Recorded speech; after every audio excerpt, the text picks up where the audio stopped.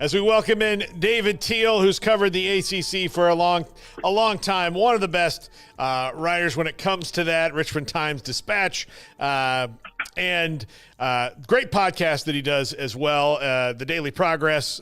He's writing for them too. So, David, there are the reports out there now that that the ACC and Clemson and Florida State are considering a reconciliation of sorts. Is this what's best for everyone involved, and can this get done, and where did it come from? So many questions, right, yeah. Paul, and so few solid answers. I think your first question is this the best for all concerned? Depends on what the terms of the compromise and settlement would be. What Florida State and Clemson have long asked for, and the rest of the ACC thus far has resisted, is a component to the new revenue sharing model that includes television ratings, television appeal. Now, if the ACC agrees to that suddenly, how far does it go? What portion? What's the formula moving forward? How much could your television appeal be worth to you? Jim Phillips said at preseason media days, the team that wins the national championship in football could earn up to $20 million extra for the school above its normal share of conference revenue. Certainly TV ratings aren't going to be that valuable, but what would the number be? And I think that is what all this hinges on. When you have compromise, everybody has to be able to save face with their constituents. And Clemson and Florida State would have to be able to do so with their respective boards, with their respective fan bases, and the ACC would have to do so with the rest of the membership. Do you think that they are looking at a scenario right now, like there's a thought in my mind that maybe the best case scenario for Clemson and Florida State is actually the worst case scenario, in that they get out and there's nobody that right. wants them, right? So they have that. And then that's also, okay, well, the ACC gets this money that they're going to get from Clemson and Florida State, and paid out over several years. That's going to help them a little bit. But then again, now that there's a legal out, and they could all of a sudden turn into the other Pac-12. So this doesn't seem like there's a lot of winners in this if it doesn't go exactly as either side plans, which nothing ever really does. Well, Clemson and Florida State would have some place to go. What no one has given any indication of is that it would be a more lucrative place, i.e. the Big Ten or the SEC. Now, if Clemson or Florida State want to go off to the Big 12 or the newly formed Pac 8, 10, 12, 14, whatever it's going to be, well, God bless and enjoy yourselves, because you're just not going to make the same money that you are in the ACC. And if you think the ACC is far flung, wait till you join those outposts. Now, what it comes down to really is these parallel legal cases. It's in North Carolina, it's in South Carolina, it's in Florida. They could drag on for years and years and years and literally end up in the Supreme Court. Because if they don't solve the venue disputes, where should these cases be held? The ACC wants to have them in its home state of North Carolina. Clemson and Florida State want them in their respective home states. If we end up with varying verdicts from varying courts, it's a colossal mess. And untangling it all again could take a prolonged period of time that really benefits no one except the lawyers and their bank accounts. So Do you think there is a chance this maybe gets done before ESPN has to decide about their exercising the extension of the grant or of the TV agreement? Which is February of the upcoming year. And I certainly think, Paul, that would be the goal. That if this is, you want to give clarity to your media partner, in this case, ESPN. ESPN would be motivated to like help out how they could here, because they really don't want this lawsuit either. I mean, this was pretty damning for them, or at least in the sense of some of their trade secrets might be out in open court eventually. Absolutely, and that's why ESPN fought the Florida Attorney General's desire to have the full television contract be public record. And oh, by the way, other conferences joined the ACC in fighting this, and ESPN, because they don't want their TV deals in the public domain. Do you think, and we'll talk about games and how this conference is now kind of wide open, but do you think that whatever agreement they came to, there would be an understanding of there's got to be some freedom? Because I know Florida State and Clemson would want the grant of rights shortened in their proposal, which how shortened it would be, I guess, would be up for debate or negotiation, but where they could come back in with the understanding that Florida State, Clemson, and whoever else wanted to, when that expanded, could explore things in whatever the ever-changing landscape is, and everybody be cool with that? I think they might be, because, Paul, let's say they shorten the grant until 2030. My goodness. Just think of the changes we've seen in the last year or two. You're talking 6 years down the road. Do the power conferences on the football level even exist anymore in 2030? Is football going to break away and just have its own group of 60 or 70 schools that are willing to ante up and pay the full $22 million in house settlement revenue share and really want to go at it at the highest level of football, and then do ESPN, Fox, Apple streaming services and the like, then negotiate with that conglomerate, and almost like the NFL, where you have various media partners, and do it that way. There are so many unknowns about 6 years from now. If you could get 6 years of, say, so-called labor peace, I think you take it. Yeah, and isn't it good for the other schools too to like potentially have an out, or not an out, but like where there can be a renegotiation of the television deal that could potentially get them some more money, as opposed to locking them in at a certain rate until 2036, and then the world could have changed around you twice. Absolutely. And in essence, Paul, if you shorten the grant until 2030 or whatever date, you're betting on yourself and saying, okay, we think we're going to be good enough and valuable enough when the deal expires that we'll have plenty of suitors willing to pay. And oh, by the way, let's not forget the college football playoff will have look-ins with its new contract. And if the ACC wants to bridge that revenue share, where the Big Ten and the SEC get a lion's share, and then the ACC is next, and then the Big 12 is after that.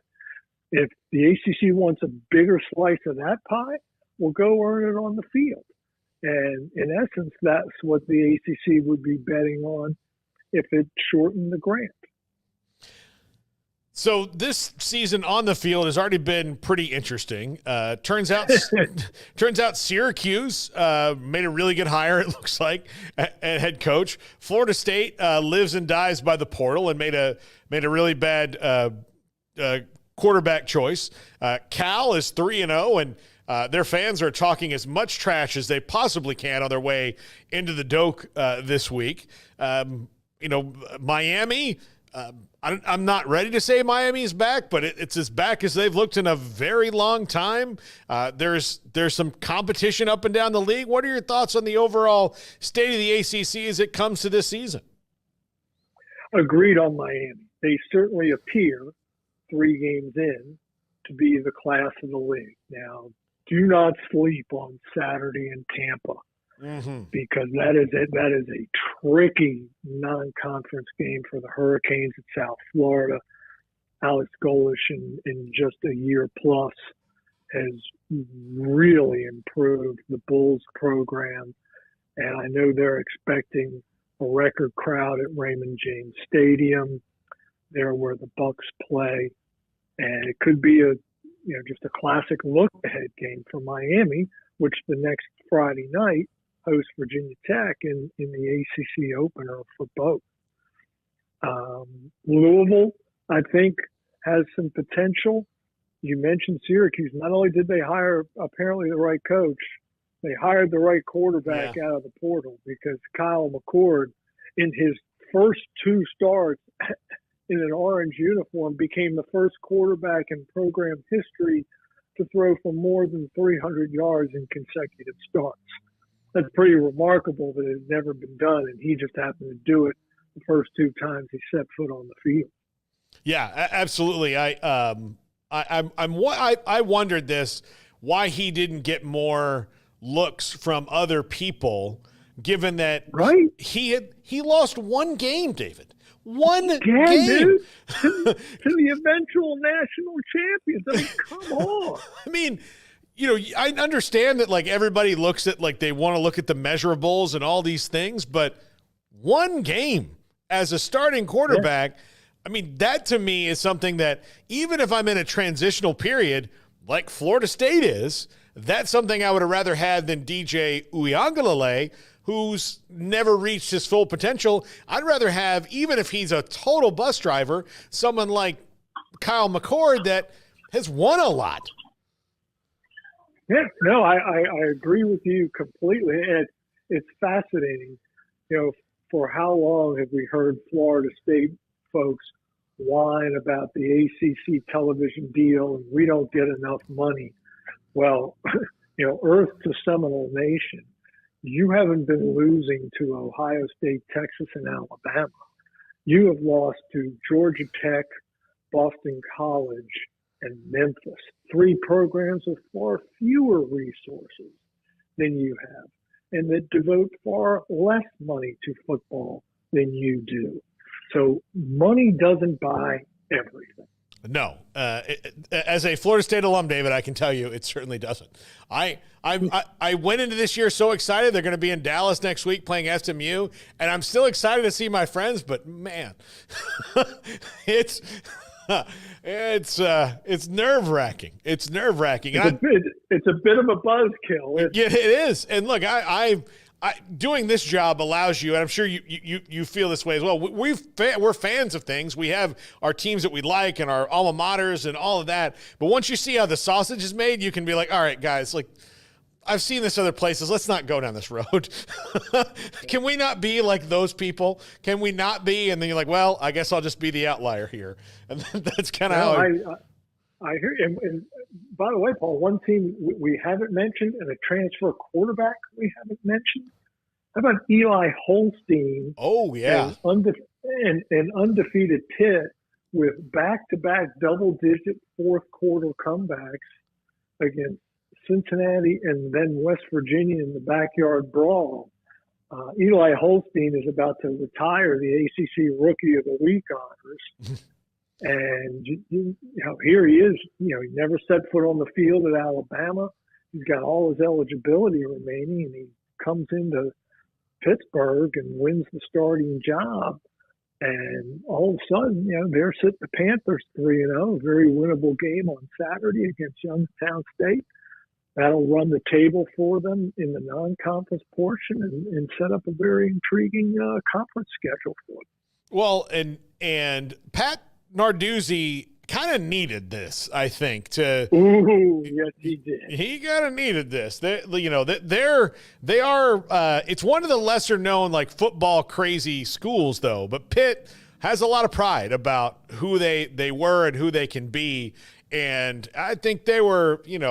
They got excited with Kenny Pickett, and then the last 2 years after that have not been great at all, especially not last year. And Eli Holstein, he was committed to A&M. And then he flipped to Alabama, and now to wind up at Pitt, that was another surprising one to me. A lot like Kyle McCord, were like, hey, this guy was just at Alabama, and then he decided to go to Pitt, but he didn't even he knew he wasn't going to play at Alabama and all of that, and he chose Pitt, and that's certainly elevated their level.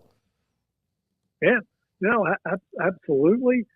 And they've got the transfer running back from Western Carolina who's doing very well. You find one guy from Tuscaloosa and another guy from Cullowhee, North Carolina. I mean, the portal, seriously, you never know. Yeah. Who is Clemson? Do we know who they are yet, or are we going to have to wait to see when they play some of the tougher teams in the league?